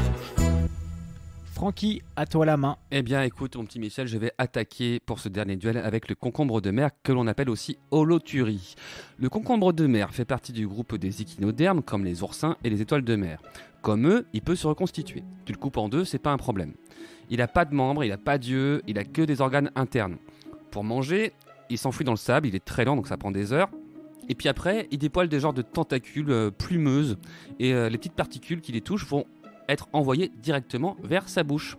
Quand il y a du danger, elle rentre à l'intérieur. Il n'a pas de cerveau, le concombre de mer.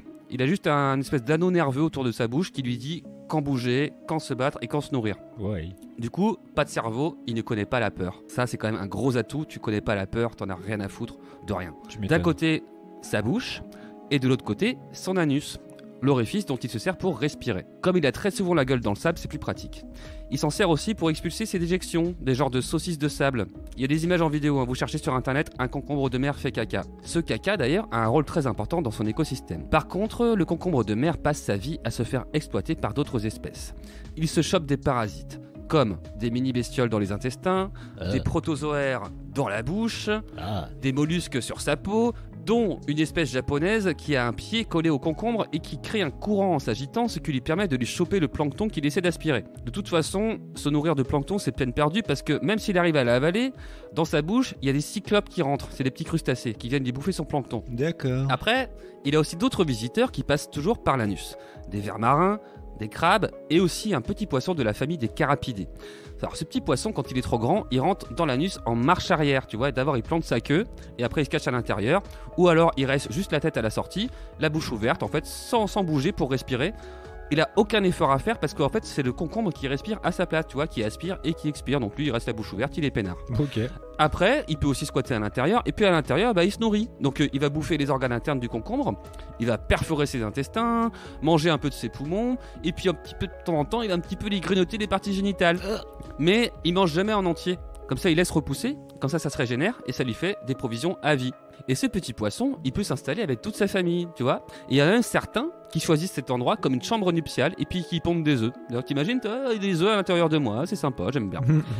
Voilà, donc moi je trouve que c'est vraiment une vie horrible. Mais il faut savoir que certaines espèces ne laissent pas rentrer les visiteurs parce qu'elles sont équipées de dents anales. Oh. Et ouais. Mais surtout, le concombre de mer, c'est pas le genre de mec qui va appeler les flics, tu vois, pour dégager les squatteurs. Il est capable de le faire tout seul. Si besoin, il se sépare de son arrière-train. Du coup, il n'y a plus de squat. En 2 semaines, il est reformé. Et il peut faire aussi une dissuasion spaghetti en expulsant ses intestins. Ce sont des espèces de filaments collants et toxiques qui peuvent s'allonger jusqu'à 30 fois leur longueur, qui peuvent paralyser et même tuer certains adversaires. Parfois aussi, il expulse tout son tube digestif, et en fait ce tube digestif est empoisonné à l'holothurine, qui est un poison qui peut dissuader même un requin. Par contre, nous humains, on peut le manger, il suffit de le faire bouillir et en fait ça le désempoisonne. Et c'est un animal qui se mange et qui peut coûter très très très cher et qui en plus apparemment serait aphrodisiaque. Et forcément c'est un animal d'une grande aide pour l'espèce humaine grâce à sa peau. Sa peau qui est pleine de glycosaminoglycanes flucosilatés qui peut aider à soulager l'arthrose et réduire les caillots de sang. Et pour finir, Michel, jusque dans la mort, quand elle est naturelle, le concombre de mer est plein de surprises parce que quand il meurt, il dissout son corps grâce à un produit chimique. Donc, hop, comme ça, il s'efface devant toi. Il n'y a plus rien. Waouh, voilà. Incroyable ce concombre de mer. Incroyable. Eh bien moi, je vais enchaîner avec ma dernière attaque, l'Acipio facea, alias le sac de frappe australien. Qu'est-ce que c'est que ça? L'Acipio facea est un animal très peu connu aux habitudes étranges puisque pour vivre, il doit se battre et recevoir un maximum de coups. D'après une étude australienne, puisque l'animal est endémique du désert d'Ayers Rock, plongé au cœur du parc national d'Uluru-Kata-Tjuta, il s'agit d'un reptile à la tête étrangement plus large que le corps. Lorsqu'il se cogne ou prend un coup, son système musculaire crée un genre d'endorphine qui se transforme en énergie et lui permet de survivre dans ce milieu hyper hostile. Ainsi, quelques chercheurs de cette zone de l'Australie ont pu le voir se mettre à nu, à savoir être très visible et à la vue des prédateurs les plus virulents tels que le serpent taipan. Alors, le venin de cet autre reptile est 100 fois plus toxique que celui du crotal diamantin et 25 fois plus toxique que celui du cobra, c'est vous dire.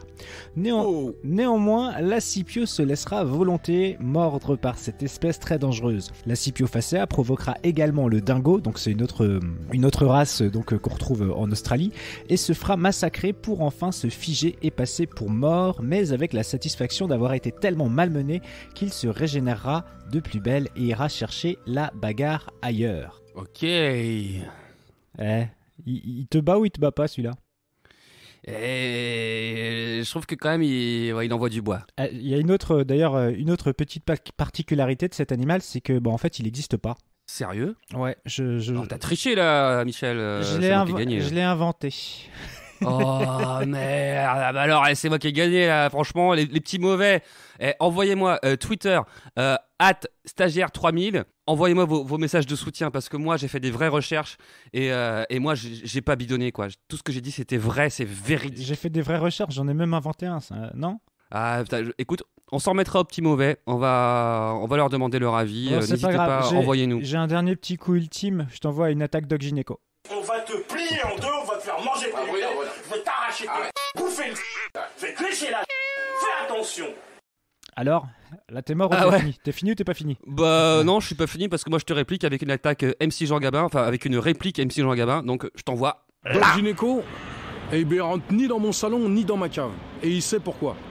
T'es la seule personne que je n'irai jamais tailler. Mais, voilà, les choses sont dites. Oh bordel, je pensais pas que t'allais réagir. Bah bravo. Ouais. Bon en tout cas, si vous avez un vainqueur, si vous avez quelqu'un qui entre Francky et moi, si vous pensez que l'un ou l'autre à gagner avec ces animaux, eh bien vous pouvez nous envoyer ça en délibérant sur Twitter, #mauvais travail. Et on continue avec notre séquence mauvais témoin. Souvenez-vous, le mois dernier, nous avions l'honneur d'écouter l'histoire d'Hubert Smithers qui nous dépeignait une petite partie de sa vie roumaine et d'une tradition, on dira, religieuse. On vous rappelle que vous aussi, vous pouvez participer à cette séquence. Pour ce faire, vous devez nous contacter sur Twitter ou autre réseau. Mais aujourd'hui, qui allons-nous entendre, mon petit Francky ? Eh bien, aujourd'hui, nous allons écouter Bertrand Porter, qui, au cours d'une ambitieuse randonnée dans les Smoky Mountains aux États-Unis, a fait une rencontre qui a marqué sa vie à jamais. La preuve, il nous en parle dans ce nouveau volet de la séquence Mauvais témoin. Le mauvais témoin de mauvais travail. Eh bien, ma petite histoire, elle commence en 2014 où je rejoins mon pote à Toronto, donc au Canada, en juillet 2014, mon pote Antoine, et on a décidé en fait de faire un super voyage aux États-Unis avec un point de départ à Chicago et un point d'arrivée à la Nouvelle-Orléans. En fait, on va traverser les États-Unis du nord au sud, à l'ouest des Appalaches. Donc, je vais peut-être pas tout vous raconter, c'est pas forcément ça l'intérêt. L'intérêt de mon histoire, c'est quand on arrive sur les Great Smoky Mountains, qui est une chaîne de montagnes au niveau des Appalaches, et on décide de passer à peu près 3 jours dans un camping, en pleine nature, et donc de faire de la randonnée. Donc la chose à faire quand on arrive dans ces grands parcs nationaux aux États-Unis, c'est d'aller voir les Rangers. Et donc on va voir les Rangers, et on leur demande des circuits de randonnée, et ils nous en proposent quelques-uns. On part avec ce petit fascicule bien confiant et on commence donc à faire notre première randonnée. Mais le problème de cette première randonnée, c'est que ce n'était pas une boucle. On n'avait pas du tout pensé à ce truc-là. Et finalement, on a commencé à se perdre et on a pris conscience qu'on se perdait quand on s'est dit qu'on était tout seul.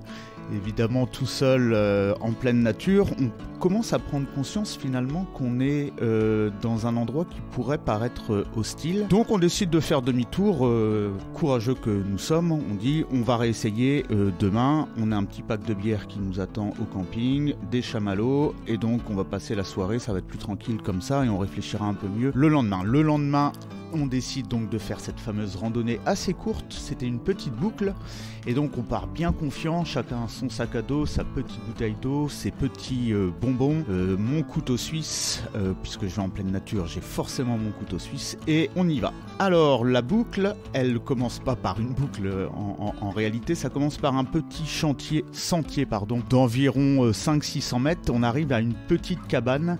Cette petite cabane a la particularité d'être la première construction humaine dans ce parc national. Et c'était une cabane d'agriculteurs en fait qui avaient décidé de s'installer là. Maintenant, c'est le point de départ de cette fameuse randonnée. On s'installe rapidement dans la cabane, on fait le point et on y va. Quand on y va, on tombe sur une petite famille bien sympathique. Ce seront les seules personnes que l'on verra pendant cette randonnée, puisque à partir de ce moment-là, nous ne verrons plus personne. La randonnée se passe bien, je vous plante le décor, on est en pleine nature, des petites rivières, des grands arbres, on est vraiment en pleine forêt et c'est très agréable. Par contre, on commence à se poser des questions au bout d'une heure et demie, qu'en réalité, ce que je viens de vous dire, on ne rencontre personne. Et là, le premier élément finalement de mon histoire, c'est qu'on tombe sur une énorme flaque d'urine. C'est assez marrant parce que, à y réfléchir après coup, on a fait un peu les malins, vous savez, c'est comme si on était dans les experts et puis on touche l'urine, on se dit elle est chaude, l'animal a dû y passer il y a 1 heure. Et on se dit un peu en rigolant, mais t'imagines, c'est de la pisse d'ours en fait. Je pense qu'on n'aurait pas dû provoquer les mauvais esprits parce qu'effectivement c'est ce qui va arriver quelques minutes après. On continue donc de marcher avec quand même cette appréhension qui commence à grandir. De se dire mais si on rencontre un animal, on pense pas forcément à un ours forcément à ce moment-là, mais à n'importe quel animal, moi mon couteau suisse ça va pas faire barrière en réalité. On a des bâtons et 2-3 cailloux, donc on est quand même pas vraiment armé, et il faut bien voir que ces grands arbres aux États-Unis font que en réalité pour grimper c'est quasiment impossible. Il faut se hisser à la force des bras, on n'a pas vécu en pleine nature pour cela. Et puis à un moment, il y a le drame. En fait, on marche, il faut bien voir, on est en pleine montagne, ce qui fait que quand tu marches sur un sentier, à ta droite, tu as un talus, et puis à ta gauche, tu as aussi un talus, mais qui descend. Et à réfléchir, c'est pas moi qui le vois, c'est Antoine qui voit le premier ours, qui est à environ une 50aine de mètres en contrebas. Et moi, en fait, je suis tellement tétanisé, je vois que son derrière, en fait. L'ours était à 4 pattes. Et ce que m'a dit Antoine après coup, on en a tellement parlé, lui, il a vu sa face. Heureusement, on n'a pas eu d'échange de regards à ce moment-là. Je sais que là, à ce moment-là, nos corps se rapprochent avec Antoine, évidemment, parce que là, on prend conscience qu'on va peut-être, en fait, vivre nos derniers instants. C'est tout bête à dire, mais moi, c'était la première fois que je voyais une bête sauvage, et surtout, comme je vous disais, pas d'échappatoire. S'il se décidait d'être agressif, ou si nous, on le provoquait, je ne sais pas comment on pouvait s'en sortir. On décide donc de continuer notre chemin, en se disant que la randonnée, c'est plus vraiment notre truc. On a hâte de retourner au camping pour se reboire ses bières et se manger ses chamallows. Donc on continue le chemin en se disant il faut absolument qu'on fasse cette boucle et qu'on se barre de cet endroit. Et donc on continue notre chemin, on prend un virage en épingle et donc on n'a plus forcément l'ours devant nous. Et là arrive le deuxième drame. Je vous mime rapidement ce que j'entends. C'est-à-dire que là, on entend un bruit. Ce qui est encore plus flippant, c'est qu'on entend un bruit et on ne voit rien. Et on se dit qu'il y a quelque chose, quelque part, à quelques mètres, mais on ne sait pas ce que c'est. Là, on devient vraiment tétanisé. Je dis à Antoine, parce qu'on fait les malins à ce moment-là, ne restons pas... là fixement, on va devenir des cibles. Donc avançons. Et moi là à ce moment-là, c'est moi le plus courageux, je me décide d'avancer. Et je tombe nez à nez avec un ours sur le talus au-dessus. Et là il n'est pas à 50 mètres, il est à 8-10 mètres à peu près. Il est sur les 4 pattes. Et il me regarde et en fait j'ai fait une battle de regard avec l'ours. La battle c'est lui qui l'a gagnée. Mon pote Antoine arrive ne sachant pas du tout ce que je suis en train de faire à ce moment-là et lui aussi voit l'ours, est un peu surpris, me cogne au niveau de l'épaule, me prend le bras et là en fait Antoine a sans doute eu la meilleure réaction, et peut-être finalement que ça nous a un peu sauvés dans cette histoire, c'est qu'il avait sans doute vu des instructions sur internet où il comprend beaucoup mieux l'anglais que moi quand les Rangers avaient parlé. Il m'a pris le bras, il m'a dit calme-toi, il m'a dit regarde l'ours et on recule doucement. En fait, c'est ce qu'il faut faire quand vous avez un ours en face de vous. Il faut reculer en signe de soumission.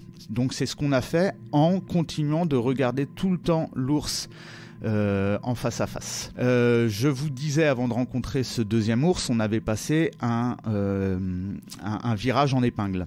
On arrive dans ce virage et Antoine me fait on se barre là, on reste pas là. Mais je dis mais t'es con, il y a un autre ours de l'autre côté qui nous attend en fait.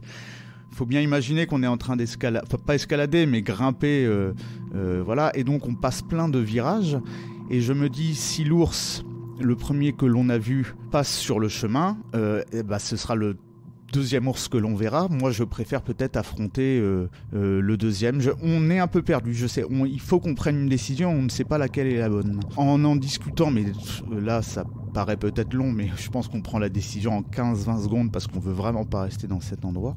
Je dis à Antoine, je fais on va plutôt affronter le premier ours qu'on a vu parce que le deuxième il est au-dessus de nous. Et lui, il nous a vus, on l'a regardé, on va pas le provoquer une deuxième fois. Donc on y va. À ce moment-là, on retrousse les manches, on prend des bâtons, on prend des cailloux dans les poches. Et moi, j'ai mon petit couteau suisse. Et là, on y va et on marche. Alors, Antoine, il est à ma gauche, il regarde au-dessus. Moi, je suis à sa droite, un peu en arrière et je regarde en contrebas.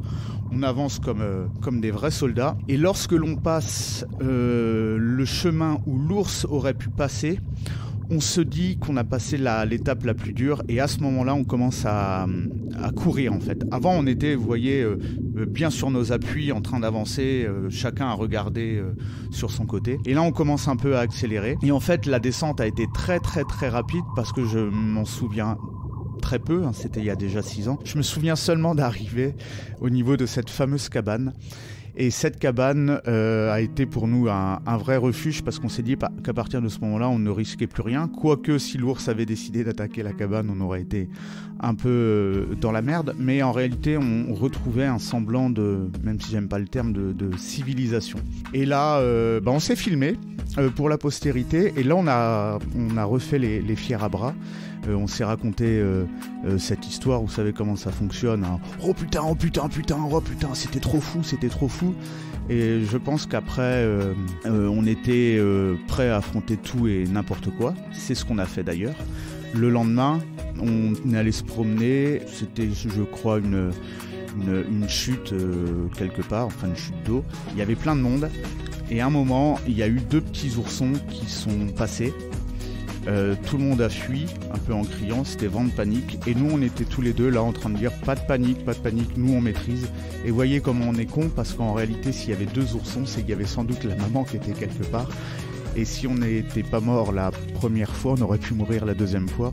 Encore une fois, c'est Antoine qui nous a sauvé la vie en me faisant remarquer ce petit point de détail qui aurait pu ne pas en être un. Et on s'est barré. Et on a continué notre aventure vers la Nouvelle-Orléans, mais je pense que ça, c'est vraiment ce qui marquera le voyage, mais aussi ce qui marquera sans doute ma vie, parce que c'est le moment où j'ai le plus flippé, mais c'est le moment que je suis content d'avoir vécu, rencontrer un ours et faire une bataille de regards.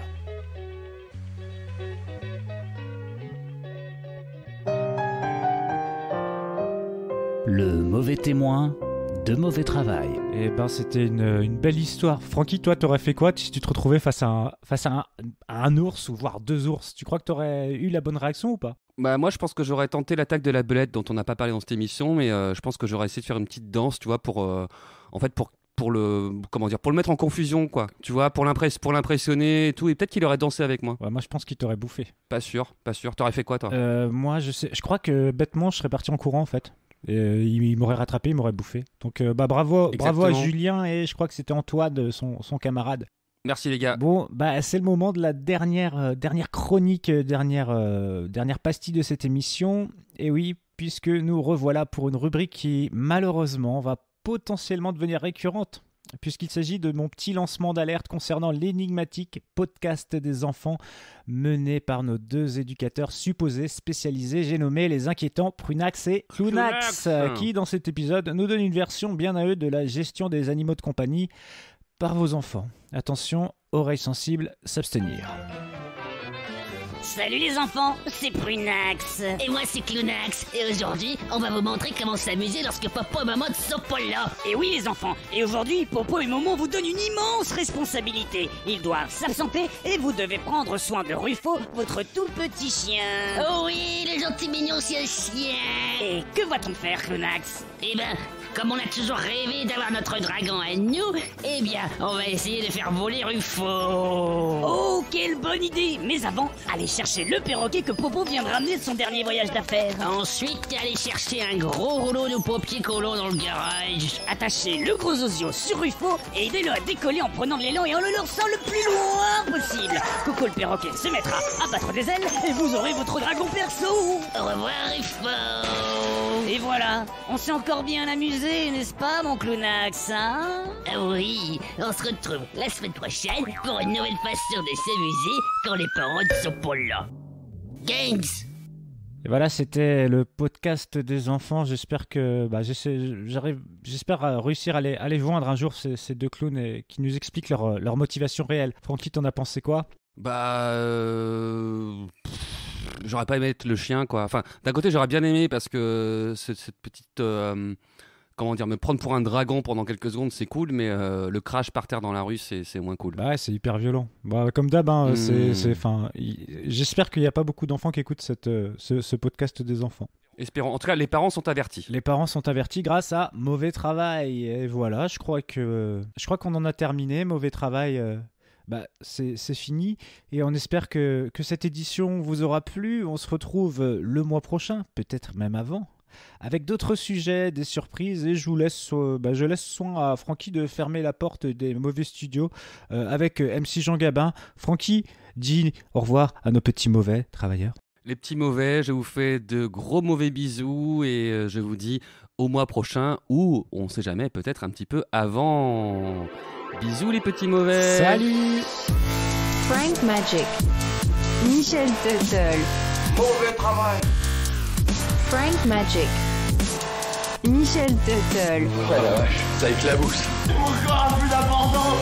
Ce manque d'humilité en face de la nature qui se manifeste ici me terrifie. Bordel, ils nous volent notre travail. Michel Tuttle. Mauvais travail. Frank Magic. Le sort de la Terre va dépendre de vous.